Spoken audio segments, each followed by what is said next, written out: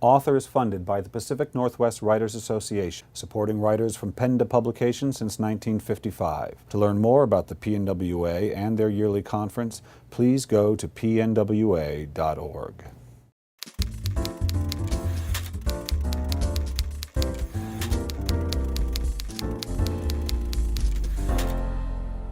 Hi, this is Bill Kenower of Author Magazine, and I'm here at the Pacific Northwest Writers Yearly Conference with Sheila Roberts. Sheila, welcome to Author. Thank you for having me. It's great to be here. So, Sheila, I know you've been writing for a while. You've written a lot of books, but this is not where your professional career began. You had a sort of a life before the novelist's life. Well, everybody has a life before, huh? Well, almost everybody, novelist. yeah. Well, yeah, actually, before I got into writing, I wanted to be a songwriter. And my gosh, I could have redone my entire house with what I spent over the years on trips to Nashville and song demos and you name it. And I kind of was banging my head on the cement wall, and then I sort of fell backwards into publishing. I had a book idea and just thought, well, this would be fun to write, and kind of ran with it, and was very, very fortunate that I sold early on. And my husband said, well, you know what, why don't you stick with this? You're actually making some money. So I was like, well, songwriting is even tougher than writing, if you can believe it. So. But what I want to know is this. So people do make a living writing songs, and people bang their head against the wall trying to write books, and sometimes do it the other way and realize, oh, this songwriting thing is so easy. It's true, it can go either way. So talk to me about the difference between Sheila. What did it feel like to write those songs and have it sounds like, any real success with it? And then what was the difference between that and the book writing? What was so different? And don't tell me it was luck, I don't buy it. There has to be something else. There has to be something else at play.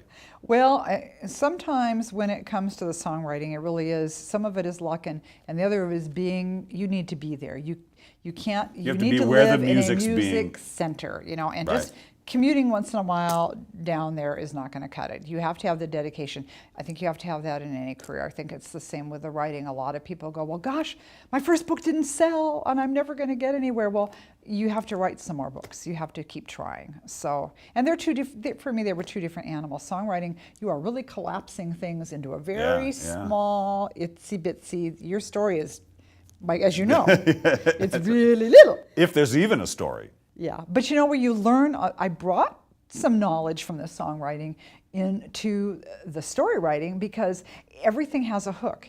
A song has a hook, a book has a hook, and sometimes even a title has a hook. And I do feel like whatever you've done in life, you can bring it to your writing and you'll enhance it. So, okay, so you're making all this music, so you love the art, so you have a connection to your creative self. You have a relationship with that thing you have to talk to make something that wasn't there before.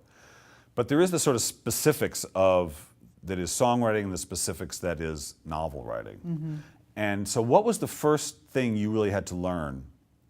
What came easy and what came not so easy to you? Oh, dialogue has always come easy to me. I love that. That's what I knew that would come easy to you. How could you tell? Well, the fastest mouth in the West? Well, yes, if you know how to talk, you can usually write dialogue. It's a weird thing. Yeah, I love writing dialogue. I love doing that. And even though I started out doing the music, I had always been writing. I was writing stories when I was a little kid. I was doing lit classes at the U, and I just, I just always loved writing. But, and where were we going with that? Well, so the dialogue came easy, but a novel, there's a lot to a novel. Yes. So what didn't come so easy? What still is hard for me is getting into a lot of description and scene setting, because that's the parts I skip over in books. So I don't want to write that. I just want to get on with the story and what's happening and the conflict. I don't want to describe the living room and how many freckles all right, had. hold on. So I know you don't need my advice, but if I were your coach and you were a first-time student, I would say, well, then write it the way you want to read it. Like, write the description that Sheila would read. Well, that's true. My critique group is always going, could you just set the scene a little more?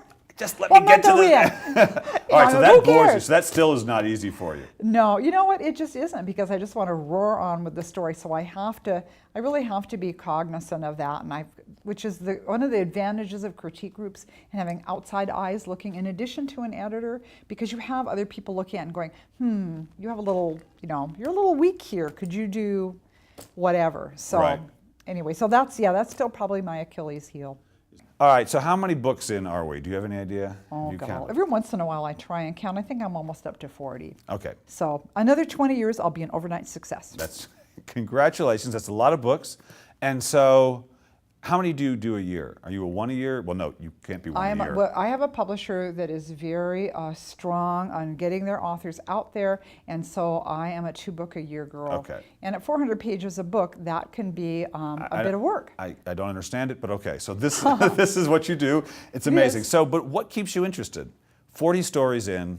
You're going to have numbers 41 and 42 next year. What keeps Sheila interested? I know, a fun idea. If I come up with a fun idea, then I'm ready to roll. Having said that, however, there's always a phase in the book where you're about 2/3 through, and I'm like, I hate this book. I want this book to be done. I hate this book. This has happened 40 times. Well, almost. But at least 30, I would say. Yeah. It just seems to be that sometimes you kind of hit a little bit of a wall, and then you have to slog the rest of the way through. Or it's like you're the horse seeing the barn, and you just want to get there and have your oat bag. So I'm not sure which of those it is, but I think that for me anyway, I often hit just a small wall that I go, okay, just sit back down, keep the bridle on, keep the saddle on, let's keep riding, and we'll get done. Sometimes when I work with beginning students, I think part of what I'm coaching them on is what to do when that happens. That the difference between what we think of as professional authors and people who never make it are just not knowing psychologically how to move through those parts that aren't fun. Yeah. Or it stops being fun for a week maybe. Yeah. I mean, I think every author goes through that. Yeah, At of some course. point where you're like, Yeah. I really do hate this book. Like, why did I start this? It was such a bad idea. Yeah, who was I could be thinking playing this? golf. What's going It on? was so much better in my mind. In my Yeah. mind, this was awesome.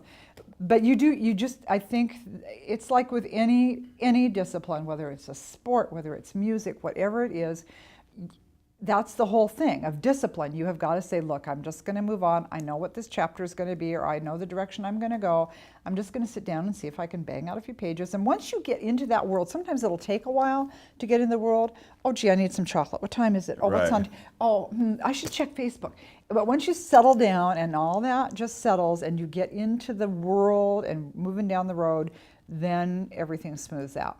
All the writers I know who are thriving completely validate their own curiosity. Now, you take it for granted, but I work with so many people who are struggling with the concept that there's something valuable about what they're interested in. Because everyone's interested in something, That's true. right? That's true. I hope, at least a Yeah. little something. But you so validate what excites you.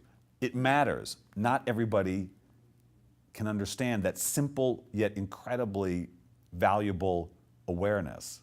Maybe it also comes down to you have to believe that you matter. And sometimes I think some of us have issues with Yeah. self-esteem, and you feel like, well, nothing I have to say is going to be of any interest to anybody. Well, I just believe that in God's eyes we're all important, and everyone has something to say that's going to help or encourage somebody. All right, Sheila, I got one more question for you.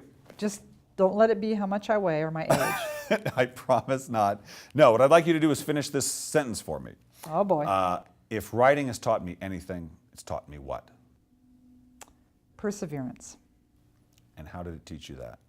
Well, I have been doing this since dust, and I've crashed my career twice, had to reinvent myself, share the second here, and I feel like I wouldn't have gotten as far down the road as I am if I had just given up. And I remember one of my writing buddies once telling me when I was going through a career crisis, she said, don't give up. She said, the only writers I know who can write it all, who don't make it, are the ones who give up. So I think it's really important. If this is something you feel called to do, it's something you love to do, if this is your gifting, then you need to be doing it, no matter what.